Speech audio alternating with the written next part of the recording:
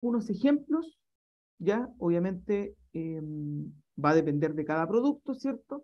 Acá, bueno, yo les pongo un ejemplo de un folleto que en algún minuto tuvimos que confeccionar en algún laboratorio en los cuales yo trabajé. Tengo acá atorvastatina, comprimidos recubiertos de 20 miligramos, ¿cierto? Este es un folleto de información para el profesional. Fíjense al tiro que uno se da cuenta de inmediato que es para el profesional porque, miren, empezamos al tiro a profundizar un poquito, ¿cierto?, respecto a la farmacocinética.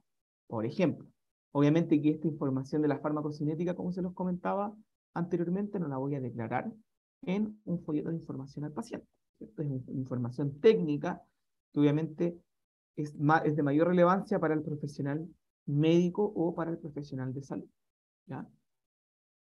Y acá hay un ejemplo, ¿cierto?, del folleto de información al paciente. Y fíjense, es mucho más sencillo. La composición, para qué sirve, las principales contraindicaciones, es decir, de hecho ahí las contraindicaciones. Fíjense, si incorporamos el texto, no usar en los siguientes casos, porque también quizás la palabra contraindicación para algún paciente, para alguna persona, para la población en general, resulta ser un concepto muy técnico. Entonces, tratemos de que la gente lo pueda entender, ¿cierto? No usar en los siguientes casos. Obviamente la traducción, ¿cierto?, de la palabra contraindicación, que como les digo, un poquito más técnica. Algunas advertencias específicas y advertencias y precauciones en el caso de, por ejemplo, no sé, antes de usar este medicamento debe sospecharse los riesgos, sopesarse personas los riesgos y beneficios en su uso, lo que usted debe discutir directamente entre el paciente y el médico y, bueno, considerar algunos aspectos adicionales, ¿cierto? Pero de una forma mucho más sencilla de como yo lo declaro en un folleto de información al profesional. ¿Ya? Ahí tienen dos ejemplos. Bueno, ahí sigue la continuación, ¿cierto?, del paciente. ¿Qué pasa con las alergias? ¿Qué pasa con el embarazo? No usar, así de sencillo, no dar tanta explicación de por qué no hay que usarlo. Lo mismo que con mujeres que estén en proceso de lactancia, no usar, no entrando en tanto detalle, y algunas otras recomendaciones que eh, se deba, se deba, se deba mencionar. Por ejemplo, el caso de los pacientes que yo les comenté la clase pasada, son intolerantes, ¿cierto?, a la lactosa. Ahí también se declara que este medicamento contiene lactosa, por lo tanto hay que tener precaución en pacientes que sean intolerantes a la lactosa, ¿cierto? Y que les puede generar algún problema, etcétera, etcétera, etcétera. Las interacciones, los efectos adversos, de forma general, ¿ya? Aquí está la continuación, ¿cierto? Y obviamente ustedes ahí pueden revisar con mayor detalle el ejemplo de la atorvastatina en el folleto de información al paciente. Y veamos acá un ejemplo de proyecto de rótulo gráfico, ¿cierto? Que también lo conversamos, por ejemplo, cómo se presenta. El mismo producto ejemplo, atorvastatina comprimido de 20 miligramos. Este es el proyecto de rótulo gráfico. Hablemos del envase primero primario. Es decir, el texto que va a tener, por ejemplo, el blister de aluminio, o lo van a encontrar muchas veces, chiquillos, también como, eh, dejé de compartir, ¿cierto? Sí. Lo van a encontrar ustedes también en la industria, lo declaran como, esto está como foto, pero lo declaran como alu-alu, ¿ya? Blister de alu-alu se refiere blister de aluminio, ¿ya? Denme un segundito, voy a tirar esto hacia arriba.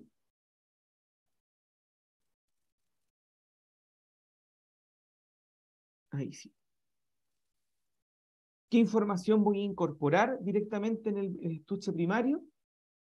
El nombre del principio activo, las formas farmacéuticas, en qué cantidad, bueno, el logo de la institución o del laboratorio si quiero, ¿cierto? Y el número de el número de serie o lote, el vencimiento, el número de registro y a qué laboratorio corresponde la fabricación o la importación, ¿ya? Lo mismo para el estuche secundario, ¿cierto? Donde además tengo que declarar no solamente de qué estamos hablando, sino que también el contenido que tiene el estuche secundario, por ejemplo, 30 comprimidos, la vía de administración, la composición, la posología, algunas advertencias y también información relevante como lo es el número de lote, el vencimiento, el registro ISP, quién fabrica o quién importa el producto. ¿Ya? También es importante. Aquí tienen otro ejemplo de cómo de cómo se tiene que presentar, ¿cierto?, el proyecto de rotulado gráfico. Es decir, que estamos tomando, ¿cierto?, todos los aspectos que me indica el instructivo de cómo tengo que presentar este tipo de documentación por producto, ¿ya? Y acá tengo un ejemplo también de la monografía clínica farmacológica, ¿cierto?, del producto, la descripción, la solubilidad y otros aspectos relacionados más técnicamente al producto, ¿ya? Acá yo solamente les pongo un pantallazo, voy a ver si les comparto originalmente la monografía completa, para que también ustedes la puedan ojear, la puedan revisar. Ahora, si el único inconveniente es que para hacer la monografía clínica farmacológica, el ISP no entrega ningún tipo de instructivo, ¿ya? A diferencia de cómo lo hace con el proyecto de rótulo y el proyecto de folleto de información al profesional y al paciente. Entonces ahí, con la monografía clínica farmacológica, ahí hay que ver uno qué información técnica presentar dentro de este tipo de documentos en el momento que quiero registrar el producto, ¿ya? Dudas o consultas respecto a los aspectos de la información técnica. Chicos, dudas o consultas. No, profe, yo por lo menos no. ¿No? No. ¿Estamos bien? Ya. Entonces, de los requisitos de la información técnica, nos vamos a pasar a los requisitos de la calidad farmacéutica. Recuérdense, chiquillos, que cuando partimos viendo los requisitos del registro, tenemos que retomarnos a este punto. ¿Cierto? Vimos aspectos administrativos, vimos información técnica, la acabamos de terminar, y ahora vamos a entrar en detalle en la calidad farmacéutica. ¿Qué documentación está asociada al ítem de requisitos de la calidad farmacéutica? ¿Ya? Volvemos nuevamente a los requisitos de la calidad. ¿Cuáles son los requisitos de la calidad farmacéutica que tenemos que presentar ante el ISP? Primero, también tenemos que generar un documento que me declare la composición cuantitativa del producto farmacéutico, declarando los principios activos y los excipientes, y este documento técnico es más conocido como fórmula o composición cuantitativa, ¿ya? ¿Qué más? También tengo que subir, ¿cierto?, una monografía específica del principio activo, ¿ya? Tengo que declarar la información técnica del principio activo, solo del principio activo, no del producto terminado, respecto a su estabilidad, respecto a su seguridad. Todos los aspectos técnicos de la calidad del principio activo tienen que declararse en un documento independiente. ¿Cómo tengo que declarar esa monografía del principio activo? El ISP propone una resolución, que es la 1784, y que yo se las dejo acá en este siguiente link, ¿ya? De hecho, no alcancé a descargarla, pero se las voy a cargar también, al igual que el instructivo de folleto de información al paciente, profesional, y el proyecto de ROT, ¿ya? Especificación y método de control de todos los excipientes. Recuérdense que cuando yo apruebo una materia prima, sea principio activo o excipiente, también tiene que ese excipiente tener una especificación. Hay ciertos parámetros que yo también tengo que analizar de un excipiente para saber si el excipiente cumple o no cumple con la calidad, ¿cierto? No solo analizo el principio activo.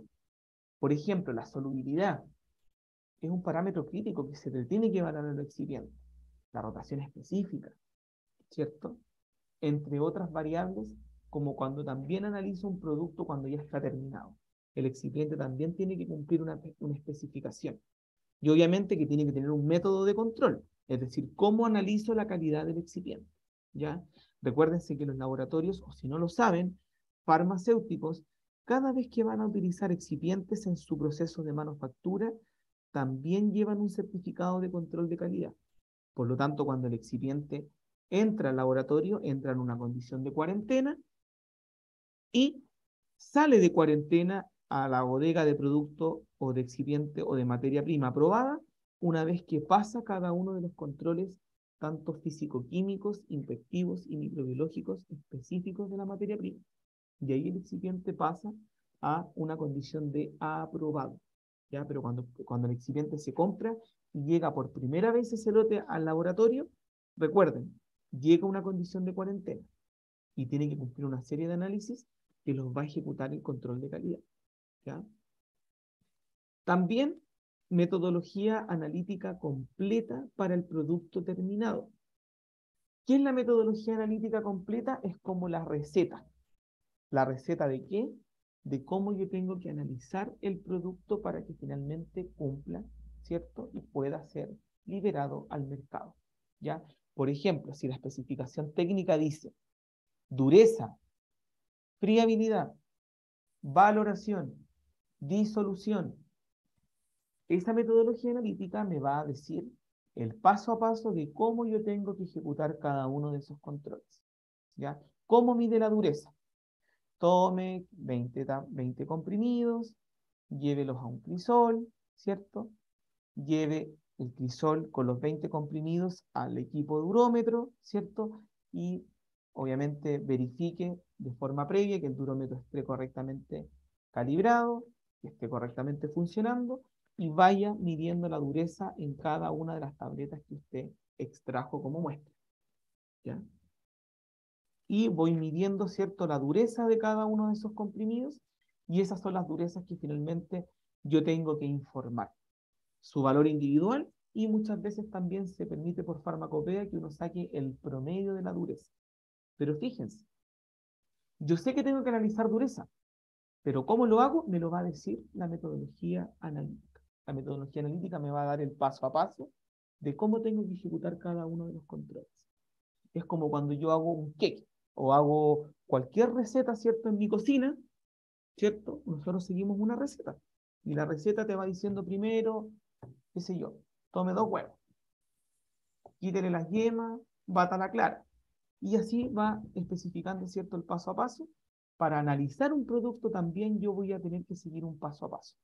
Y ese paso a paso me lo va a decir la metodología analítica, ¿ya? Si es que se requiere también algún tipo de estudio especial, ¿cierto? Va a depender del principio activo, también lo tengo que declarar. Y voy a tener que especificar en qué consiste ese estudio especial. Y como punto sexto, muy asociado, ¿cierto?, a la metodología analítica, es la especificación del producto terminado. Esa especificación del producto terminado, ¿cierto?, me va a indicar cada uno de los controles que yo tengo que ejecutar en el producto, una vez que termine la fabricación, ¿cierto? Y muy importante que me va a decir cuál es su valor de aprobación. Y esa es la especificación. Por ejemplo, si, siguiendo el mismo ejemplo que estábamos viendo, si yo estoy analizando dureza, ¿cierto? La especificación me va a decir cuál es el valor máximo de dureza que tiene que cumplir el comprimido para yo poder dar el check y decir, ok, el producto cumple con la dureza, ¿cierto? La metodología analítica, ojo, no me va a decir hasta qué valor tope yo tengo que llegar de dureza, porque recuerden que la metodología analítica lo que me va a decir es cómo yo hacer el control, cuál es mi paso a paso, ¿cierto? Pero la especificación de producto terminado me va a indicar cuál es el valor, cuál es el rango, ¿cierto? Si es que existe un rango, o cuál es el valor máximo que yo tengo que obtener de mi producto para finalmente aprobar, ¿cierto? Este certificado de control de calidad, ¿ya? También tengo que proponer el periodo de eficacia, ¿cierto? Y las condiciones de almacenamiento, obviamente, y de envase, y obviamente que ese punto, ¿cierto?, va a estar indicado, ¿cierto?, de acuerdo al estudio de estabilidad del producto. Recuérdense que el estudio de estabilidad cumple esa doble funcionalidad. Me indica cuánto dura el producto desde que se fabrica, si es que son 12, 24, 36, 48 meses desde que se fabrica, cuánto dura, cuánto vencimiento le doy al producto, y por otro lado también el estudio de estabilidad me asegura a qué condición yo tengo que almacenar ese producto. A 25 grados máximo, a 30 grados, va a depender del producto, ¿cierto? Hay productos que son refrigerados, como las vacunas, donde el rango de temperatura tiene que ser entre 2 y 8 grados Celsius, ¿ya? Y también, muy importante, la condición de humedad, ¿ya? ¿Alguien sabe cuánto es el...? Bueno, ya sabemos que los 25 grados es casi el estándar. Hay algunos principios activos que soportan condiciones de almacenamiento hasta 30 grados Celsius, pero la humedad, ¿Alguien sabe cuánto es el valor máximo de humedad, por lo menos acá en Chile, que los productos farmacéuticos tienen que cumplir? ¿O alguien lo ha visto? Perfecto, 60% de humedad relativa. Súper bien. Ese es el valor máximo generalmente de humedad que se permite, por lo menos acá en Chile, para los productos farmacéuticos, obviamente que no entren en la categoría de ser refrigerados, ¿cierto? Y como octavo punto, la información técnica referida a la manufactura. ¿A qué se refiere la información técnica? Que usted declare cuál es el proceso de manufactura, desde el fraccionamiento de la materia prima hasta que usted fabrica finalmente el producto terminado. Obviamente que entre el fraccionamiento y el producto terminado como tal, que viene el mezclado de las materias primas, ¿cierto? Bueno, previo al fraccionamiento, ¿cierto? Fraccionar primero las materias primas, luego entra un proceso de mezclado, ¿cierto? Luego, dependiendo del principio activo, ¿cierto? Puede venir o el encapsulado o la compresión, etcétera. Obviamente que, por ejemplo, para una forma farmacéutica polvo, el proceso de manufactura es más sencillo, no es tan complejo, y posteriormente a la manufactura viene, o a la fabricación del producto viene el proceso de envasado. Envasado primario, envasado secundario, ¿cierto? Pero usted tiene que declarar ese flujo, desde que se fracciona la materia prima hasta que finalmente termina con el producto terminado. Es decir, usted tiene que declarar toda la información técnica referida a la manufactura. Ahora, si estoy declarando el flujo desde que las materias primas se fraccionan hasta que obtengo finalmente el producto terminado, ¿tengo que declarar también los equipos que intervienen en cada una de las etapas? ¿Qué creen ustedes? En el mezclado, por ejemplo, ¿tengo que declarar qué tipo de mezclado voy a hacer? O en la compresión de una forma farmacéutica sólida, tableta, ¿tendré que declarar cómo hago la compresión?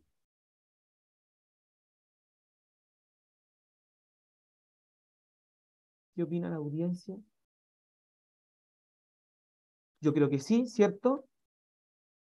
Exactamente, ¿cierto? También aparte de declarar de forma general el flujo de manufactura, también tengo que declarar específicamente qué proceso o qué equipo voy a utilizar en cada una de estas etapas. ¿Ya? De hecho, en la industria farmacéutica, chiquillos, todo el proceso de manufactura, eh, para que lo anoten por ahí, se utiliza de distintas formas, o hay distintos conceptos para relacionar la misma idea.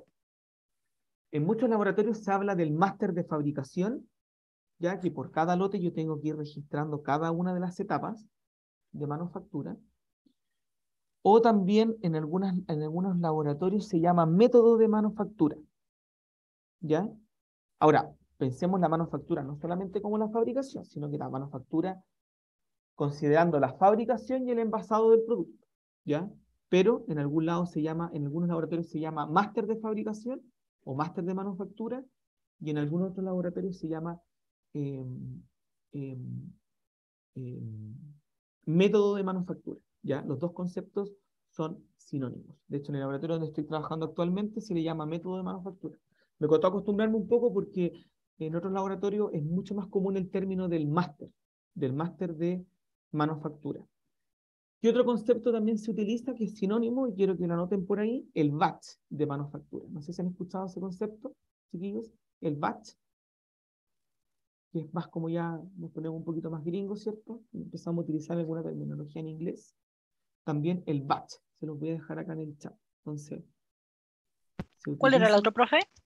se los voy a anotar en el chat, chiquillos. Entonces se puede llamar método de manufactura, y eso, ojo, considera fabricación y envasado.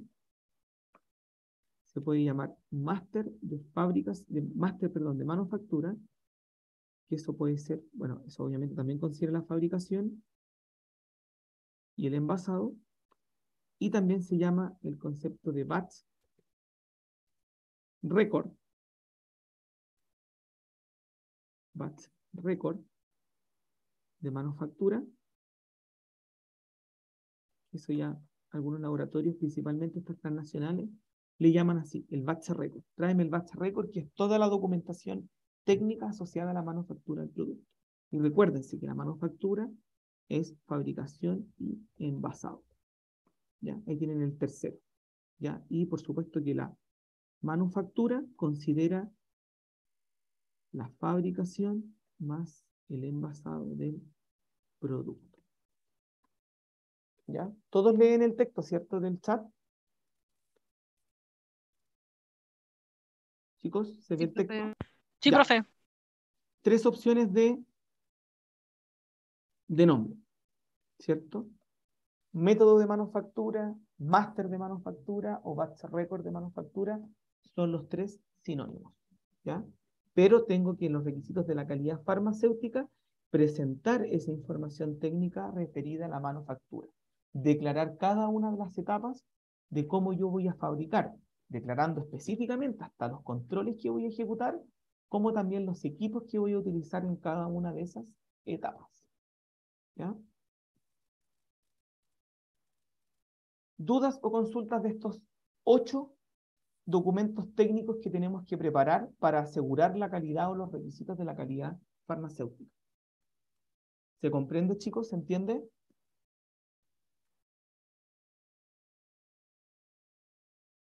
¿Sí? ¿No hay dudas? Sí, profe.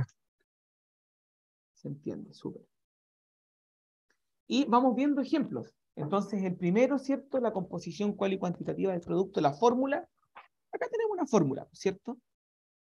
El mismo ejemplo de la torvastatina que estábamos viendo. Fíjense. Dentro de la formulación tenemos celulosa microcristalina, ¿cierto? Bueno, la especificación, chiquillos, es respecto a bajo qué método farmacopeico estamos utilizando.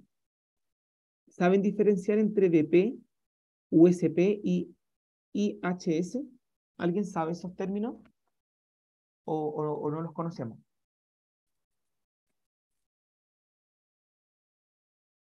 ¿No?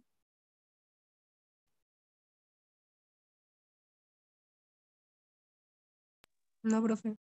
¿No? Ya. Y ahora los van a aprender y no se les va a olvidar, chiquillos. Volvemos al chat. Tenemos 3 métodos reconocidos a nivel internacional. Tenemos USP, tenemos BP, puede ser así, o puede ser así, UBP, y IHS. IHS. Hay 3 métodos que se utilizan, ¿ya? El primero es el método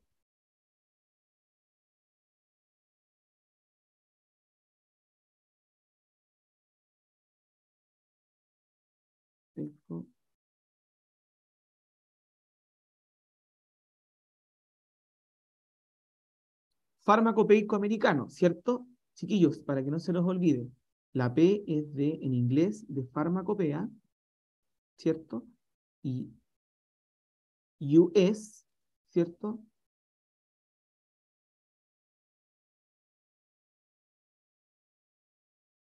Significa the United States, ¿cierto? De los Estados Unidos. Entonces, la farmacopea americana, cada vez que usted vea USP, ¿cierto? Los métodos de análisis, usted sabe que es enfocado ese control en la farmacopea americana o farmacopea de los Estados Unidos, US, ¿cierto? Y si tenemos UK, P o PP, ¿cierto?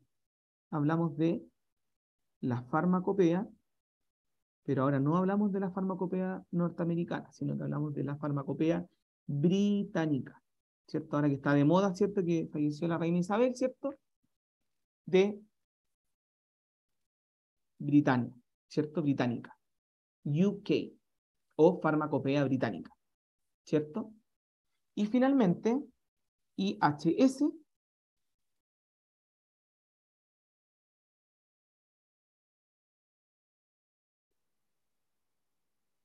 método in-house o método interno.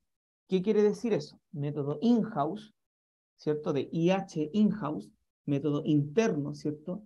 Significa el método de análisis que diseña específicamente el laboratorio, ¿ya? Mediante pruebas, ellos mismos confeccionan su método de análisis, ¿ya? Entonces tenemos esas 3 nomenclaturas que ustedes van a empezar a verificar en los distintos documentos analíticos que se asocian a la control de calidad de los productos, como también a los estudios de estabilidad y también a la fórmula, ¿ya? ¿Quedan claras estas tres nomenclaturas, chiquillos? USP, BP y IHS.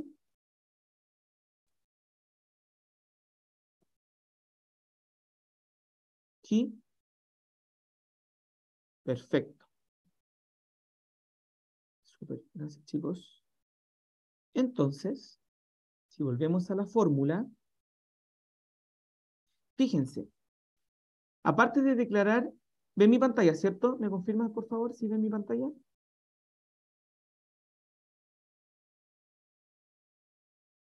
No está compartiendo, profe. No, ya, qué bueno que les pregunto, porque si no, voy a estar hablando en un segundito. Compartir, ahora sí. Por favor, ¿me confirman si ven mi pantalla? Ahora sí, profe. Ahora sí, ya. Entonces, viendo los requisitos de la calidad farmacéutica, ¿cierto? La fórmula, fíjense que por qué la fórmula, cada uno de estos indica un método farmacopeico. Este es americano, británico, y acá tenemos método interno, método in-house. ¿Por qué declaro la especificación para cada uno de los componentes? ¿Alguien me podría explicar por qué dentro de la fórmula damos la especificación de cada componente? ¿Qué significa eso? ¿Cómo lo interpreto?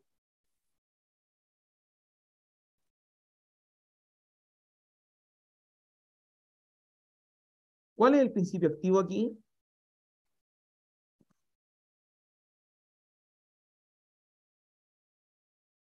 Que analizaron fórmulas, ¿cierto, chiquillos? En tecnología farmacéutica. La torvastatina. La atorvastatina, ¿cierto? Ya. ¿Y por qué ya, la atorvastatina es el principio activo, ¿cierto? Y lo demás, ¿cierto? Serían los excipientes. De hecho, fíjense, cada excipiente, de hecho, la pregunta la tenían en la misma diapositiva. Acá está el principio activo, ¿cierto? Y los excipientes con su determinada función. Algunos con efecto lubricante, otros con agente desintegrante, otros que cumplen una función de diluyente, ¿cierto? Otros son solventes. Pero ¿por qué declaro la especificación para cada uno de ellos?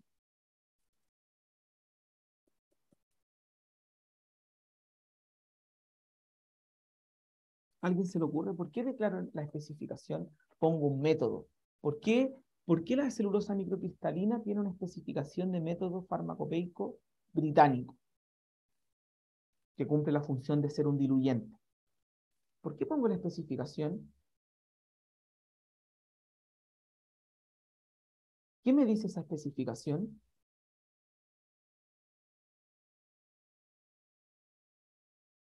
Chicos, ¿alguien sabe? O si no saben, me dicen.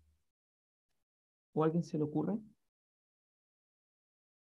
Profe, yo me imagino que si bien no es un activo, al ser una parte constitutiva del medicamento, tiene que Sí, tener un control de calidad. Entonces, claro, por eso aparecen esas perfecto. especificaciones. Correcto, porque yo les dije anteriormente, chiquillos, que al final, fíjense acá, se los mencioné, usted también tiene que tener una especificación del excipiente. Usted también tiene que asegurar que el excipiente cumple con la calidad. Por lo tanto, también cada excipiente va a tener un método de control, ¿cierto? Y va a tener una especificación de calidad para saber si el excipiente cumple o no cumple. Entonces, también en la fórmula, muchas veces uno declara bajo qué método analítico yo analizo no solamente el principio activo, sino que también analizo el excipiente. ¿Cierto? Entonces, por ejemplo, para yo declarar que la celulosa microcristalina cumple su uso como diluyente dentro de la formulación, yo voy a tomar el capítulo específico de la farmacopea británica y voy a encontrar cómo analizar específicamente la celulosa microcristalina para saber si la celulosa microcristalina, bajo el método que me indica la farmacopea británica, cumple o no cumple con su especificación. ¿Ya? ¿Se entiende, chiquillos, ese punto? ¿Todos lo entienden? Recuérdense que no solamente tenemos que tener especificaciones y métodos de análisis para los principios activos, también tenemos que garantizar, ¿cierto?, que los excipientes cumplen con la calidad. Es decir, que el principio activo tiene un método de análisis, sí. El excipiente también tiene un método de análisis. Y el producto terminado también tiene una metodología de análisis. Si Profe, tengo metodología analítica para los tres, también tengo especificación de producto para el producto terminado, para el principio activo y para el excipiente. ¿Sí? ¿Cristian parece que me había sí, preguntado? sí, ¿Sí? profe, en el caso de los excipientes, estas especificaciones o las pruebas que se hacen, ¿son cuantitativas o basta con que sean cualitativas y saber que el producto es lo que dice ser o tengo que yo probar al miligramo qué es lo que contiene? Sí, muy buena pregunta. Las materias primas que son con carácter excipiente, no solamente es cualitativo, sino que yo también tengo que analizar de forma cuantitativa. Ahora, ojo, porque una cosa es el análisis físico-químico cuantitativo que tú haces solo de la materia prima, pero cuando tú ya tienes el producto terminado, que tiene la composición, la mezcla entre el principio activo y el excipiente, ahí tú no cuantificas el excipiente, solo cuantificas el principio activo. Es decir, para el producto terminado, tú debes cuantificar que efectivamente tengas la cantidad que declaras para el principio activo, pero no cuantificas el excipiente. Ojo, en el producto terminado. Pero cuando tú antes de utilizar la materia prima, la tienes todavía previa al mezclado, previo al fraccionamiento, ahí sí tú tienes que cuantificar ese excipiente. Tienes que cuantificar que efectivamente tu materia prima tiene, en este caso, celulosa microcristalina. No sé si Cristian responde su pregunta. Sí, profe, gracias. Ya, ya. O sea, al producto terminado le hago la cuantificación, pero solo del principio activo. Porque finalmente, cuando tengo el producto terminado, a lo que a nosotros nos va a interesar, ¿cierto?, es el principio activo. Porque ese es el que va a generar el efecto farmacológico en el paciente.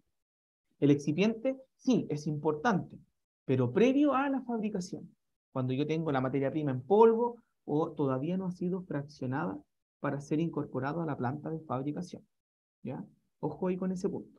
Y fíjense, en la fórmula cual y cuantitativa, ¿cierto? Declaramos cada uno de los componentes desde el principio activo y cada uno de los excipientes. Y muy importante, declarar la funcionalidad que tiene el excipiente. Si actúa como un diluyente, si actúa como un lubricante, si es un agente desintegrante, si es un agente coadyuvante, ¿cierto? O si es un solvente.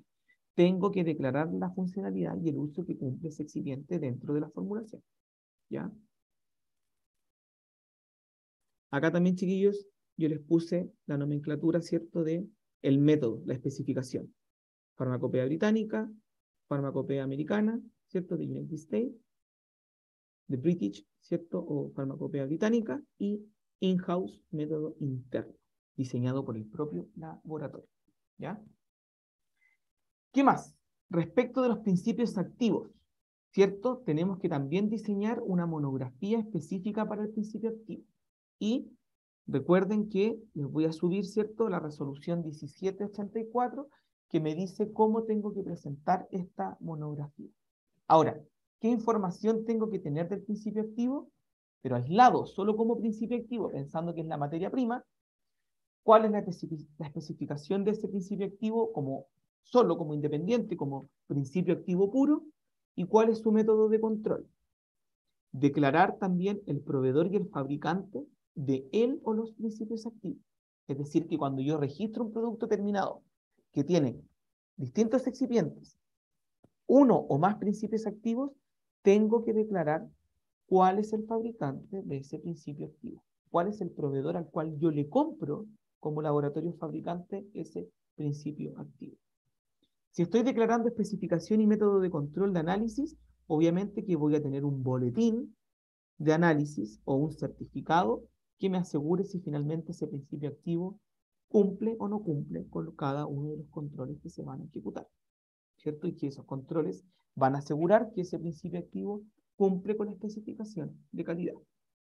Ojo, también la procedencia del estándar primario de referencia y su certificado de análisis. ¿Qué es un estándar primario? ¿Por qué se usa un estándar? ¿Es un parámetro comparador? ¿Qué es un estándar, chiquillos? Acuérdense que ustedes estuvieron también química analítica. Y en analítica, ¿cierto? Cuando ustedes hacen la curva, ¿cierto? Cuando están estudiando calcular la concentración que me arroja el espectrofotómetro mediante la absorbancia. ¿Por qué a mí me dan la concentración de un estándar primario? ¿Qué es un estándar primario? Eso lo tienen que saber.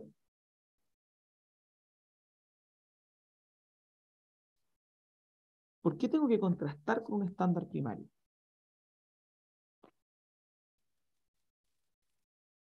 Chicos, yo sé que eso lo saben. ¿Por qué usamos un estándar? Por ejemplo, para análisis de materias primas, tanto excipientes como principios activos. ¿Por qué tengo que usar un estándar?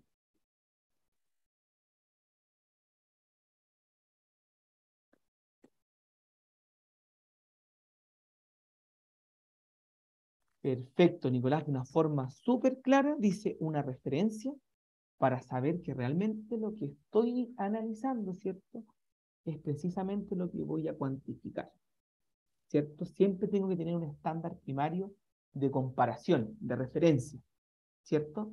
Y ese estándar primario de referencia es de concentración conocida. Recuerde cuando usted estudiaba analítica y calculaba la concentración de una muestra que tenía una determinada absorbancia. Y usted aplicaba, ¿se acuerda de la ley de Pitt? ¿Cierto? Que relacionaba la concentración con la absorbancia, ¿cierto? A medida que voy aumentando la concentración, ¿cierto? Aumenta la absorbancia, ¿cierto? ¿Y usted qué le daban? Le daban como valor, ¿cierto? La absorbancia del estándar y le daban la concentración del estándar. Y le pedían calcular la concentración de la muestra. ¿De acuerdo? Porque ese estándar tenía una concentración conocida. Tengo un parámetro de comparación para saber si realmente lo que estoy analizando y cuantificando es realmente, tiene la presencia de ese principio activo. En este caso, si estamos analizando una monografía de principio activo. Y también asegurar que ese estándar primario tenga obviamente su certificado de análisis, ¿cierto? Porque también el estándar se analiza, ¿ya? Y tiene que cumplir cada una de sus especificaciones. El principio activo también tiene que tener un cromatograma o un espectrograma, bueno, más conocido como cromatograma, ¿cierto?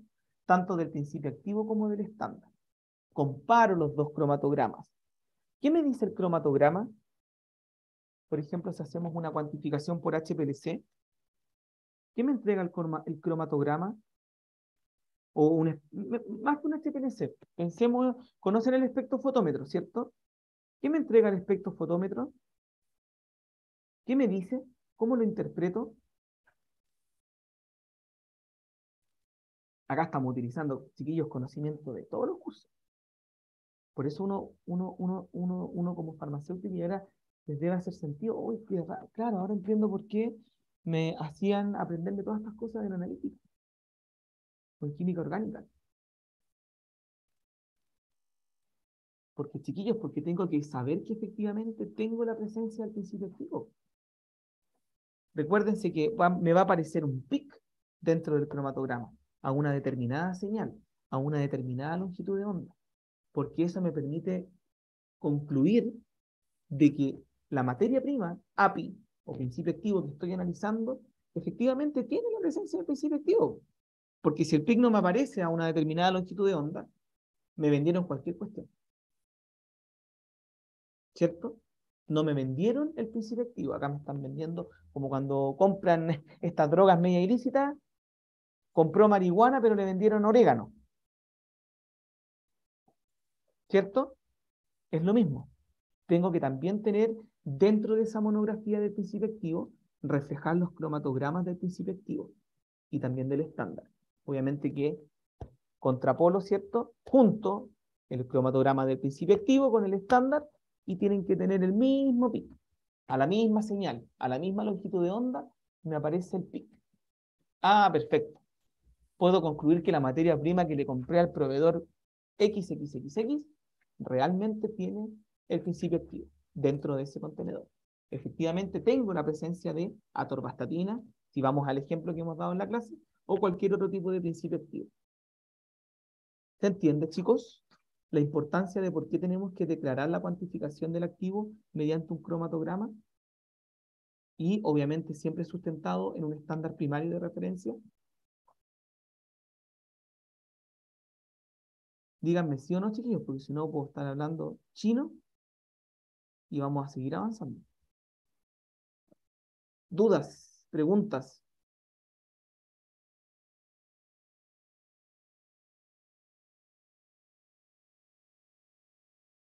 Se entiende, dice Nicolás. Gracias, Nicolás.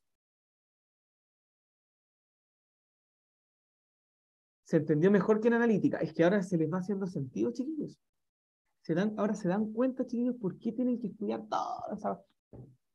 Que en un momento, yo también lo decía, ¿eh? Estaba en segundo año, tercer año de carrera, y decía, oh, química analítica, que me da dolor de cabeza. Yo no era muy, o sea, no me costaba tanto analítica, no me iba mal, pero no me gustaba. Ay, ¿por qué tengo que aprender el uso de los equipos y los cromatogramas, interpretar? Porque finalmente acá empezamos a ver el uso de la importancia de la presencia de un pic en un cromatograma. Y yo avalo, aseguro que efectivamente el principio activo está contenido en la materia prima. Sale específicamente a esa señal, ¿cierto? Por eso la importancia, y qué bueno que ahora les vaya haciendo sentido, ¿cierto? Con cada uno de los cursos que ustedes tienen de forma previa a llegar ya a esta instancia de la carrera, ¿cierto? ¿Qué más?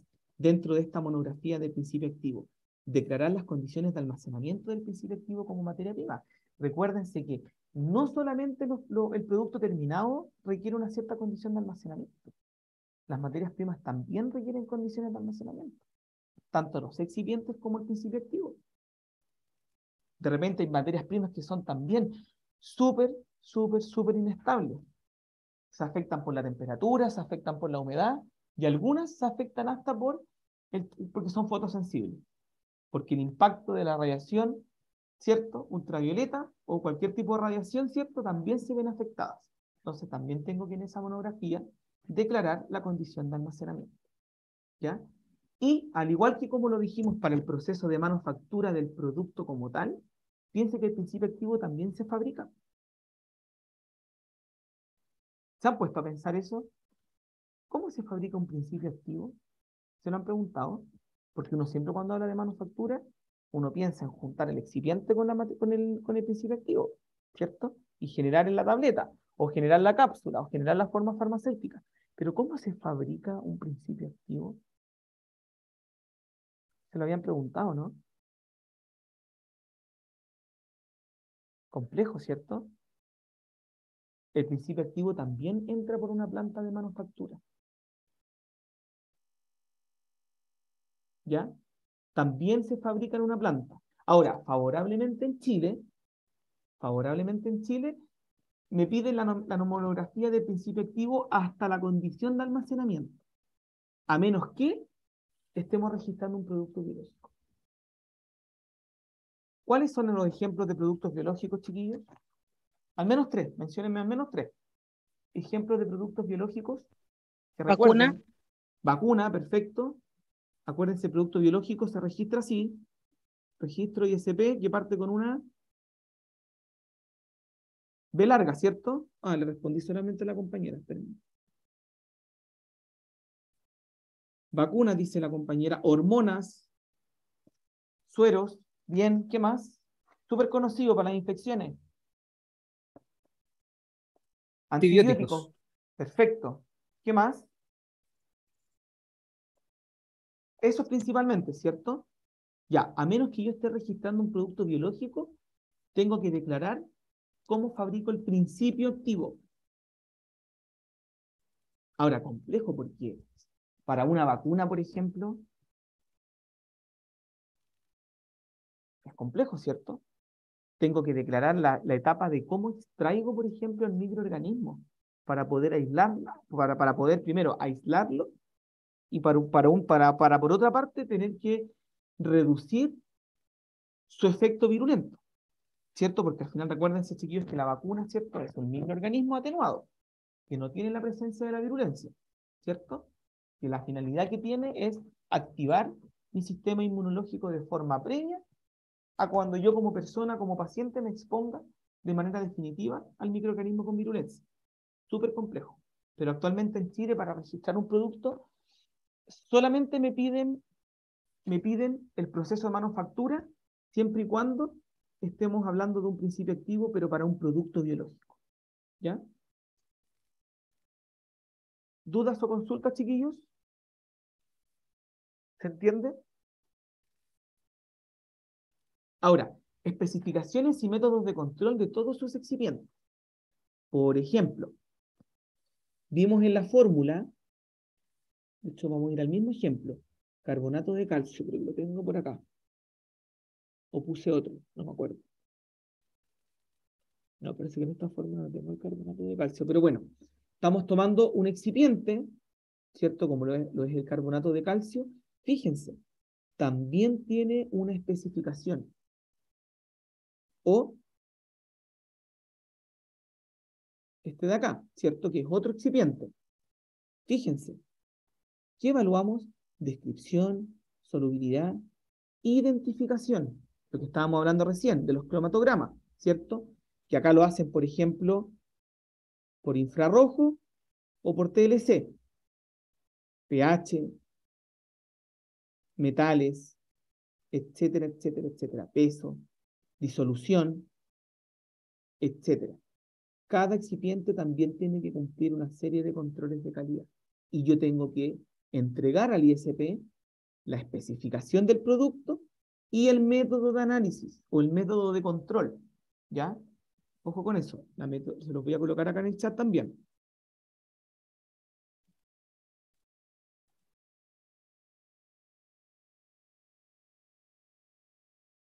Método de control, ¿cierto? O metodología de análisis. Igual lo mismo, son sinónimos. ¿Ya? Lo tengo que declarar, ¿cierto? La especificación del producto, la especificación del excipiente, como su método de análisis. Porque si al excipiente, por ejemplo, al carbonato de calcio, voy a evaluar su contenido de arsénico, que no sea mayor a 4 partes por millón, alguien me tiene que decir cómo tengo que analizar la presencia del arsénico, ¿cierto? Entonces la metodología o el método de control, ¿cierto? Como muy bien lo dijimos anteriormente, es la receta, me va a decir cómo tengo que analizar la presencia de arsénico, ¿ya? Ahora, la metodología analítica completa del producto, esta es del producto terminado, ¿ya? En idioma castellano, ¿cierto? Ya lo comentamos. Por ejemplo, acá la identificación la hacemos mediante HPLC. Estamos hablando de la misma torvastatina en tabletas de 20 miligramos, ¿cierto? Y ojo, que esto pasó a ser una exigencia hace muchos años por el ISP, pero que ahora tomó mayor relevancia, es que cuando usted analice un producto bajo una metodología, usted tiene que también validar esa metodología de análisis.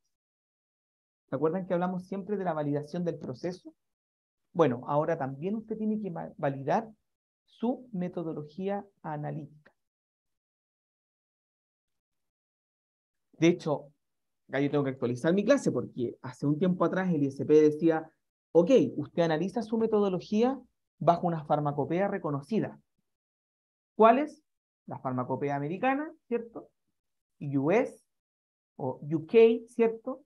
Farmacopea británica, ¿cierto? Pero hoy en día, independiente de que si su método es o no farmacopeico o método interno, usted tiene que validar su método analítico. Tiene que desafiar su método.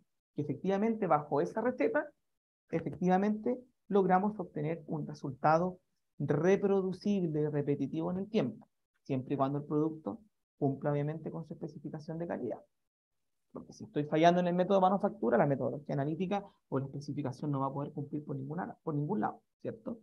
Pero también, independiente si el método es farmacopeico o no, usted tiene que validar su método de análisis, ¿ya? Y finalmente también algunos estudios, bueno, estudios especiales, ¿cierto? Por ejemplo, en formas farmacéuticas de liberación modificada, tales como la retardada o la entérica o la prolongada, ¿cierto? Deberá declararse esta condición y ahí usted tiene que adjuntar, ojo, estudios farmacocinéticos, ensayos de disolución o de difusión o de otro tipo de estudios apropiados que estén debidamente respaldados. Porque, ojo, que usted está registrando una forma farmacéutica de liberación retardada, ¿cómo asegura que efectivamente cuando usted o cuando el paciente ingiere esa forma, específicamente la liberación del principio activo va a ser parcial y no va a ser total como una forma de liberación convencional. Tiene que demostrarlo, ¿cierto? Y ahí es donde aparecen los estudios farmacocinéticos o los ensayos de disolución, ¿cierto? Que tienen que ver con la solubilidad que va a tener el comprimido y si efectivamente ese ensayo de disolución permite determinar que efectivamente el principio activo se va liberando de la forma farmacéutica de forma parcial en el tiempo y no total, como lo es una forma de liberación convencional. ¿Ya? También algunos estudios de equivalencia terapéutica o de biodisponibilidad, y obviamente en el caso de que si el producto quiera o no demostrar bioequivalencia. Ya ahí usted también va a tener que presentar algunos estudios, sobre todo in vitro. Ahora se están usando mucho los estudios in vivo, también para demostrar equivalencia terapéutica si usted está registrando un producto copia de un producto que ya existe en la originalidad, ¿cierto? Que es el producto 100% innovador, donde usted también quiere demostrar que el producto cumple con calidad, seguridad y eficacia. ¿Ya? Las especificaciones de producto terminado, ¿cierto? Que están relacionadas con la metodología analítica completa, pero acá hace el resumen. Cada uno de los ensayos que usted le va a aplicar al producto terminado y con qué tiene que cumplir. Por ejemplo, el peso promedio tiene que estar entre 179,5 a 208,6. Ese es el rango de aceptación. Si el comprimido pesa 210, ya estamos fuera, el producto no cumple con la especificación de calidad. ¿Cierto? Ahora, para terminar, con respecto a la especificación del producto terminado, ¿cómo identifico los controles que tiene que cumplir el producto por forma farmacéutica? Porque yo puedo decir, ah, no, a esta tableta le quiero medir dureza, pero a esta otra no le quiero medir dureza. ¿Cómo especifico eso? ¿Estará predeterminados los controles que yo tengo que hacer por forma farmacéutica? Sí, está predeterminado, ¿ya? Y existe una resolución que también se las voy a subir, se las voy a colocar acá porque están en la C de memoria, 12161, si no mal recuerdo, denme un segundito, déjenme buscarla, voy a dejar de compartir un poquito, la guía, y con esto termino, chicos, la guía 12161 creo que es, EPT.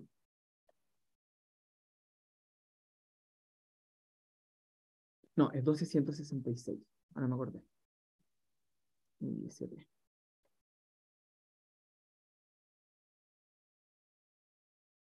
Las voy a compartir muy pronto.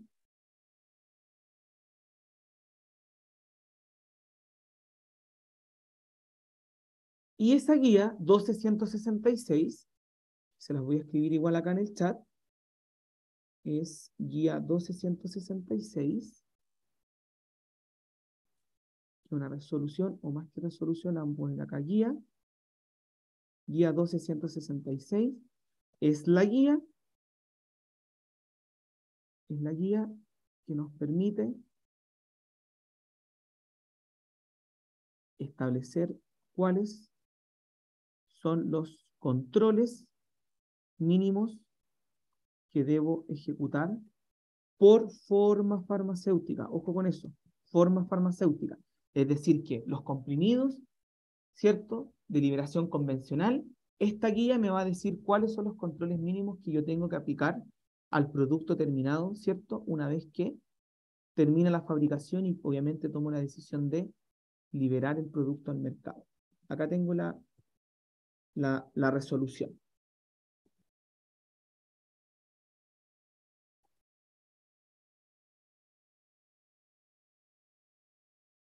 Esta también se las voy a cargar ahora terminando la clase en la intranet. Les voy a compartir rapidito para mostrárselas nuevamente. Esta que está acá. ¿Ven mi pantalla, cierto? Sí.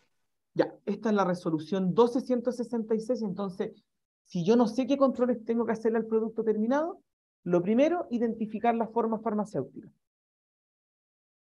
Y cuando ya tengo identificadas las formas farmacéuticas, me voy a esta resolución.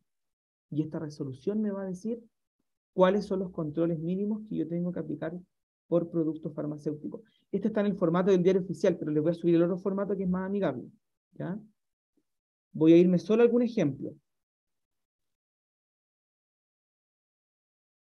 Por ejemplo, primero, formas líquidas, farmacéuticas líquidas. ¿Qué controles tengo que hacer al producto?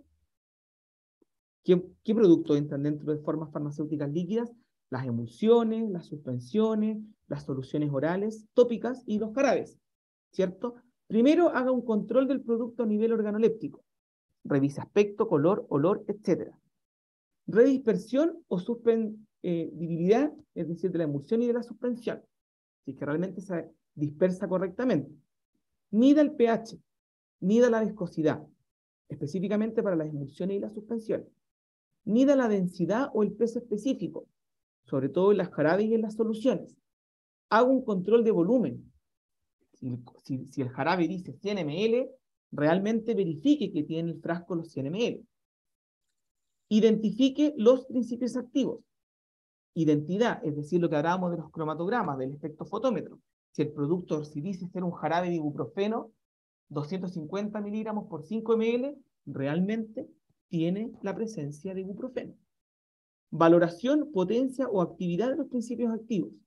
Ensayos de sustancias relacionadas, por ejemplo, si es que el producto tiene algún tipo de impureza que pudiese ser dañina para el paciente.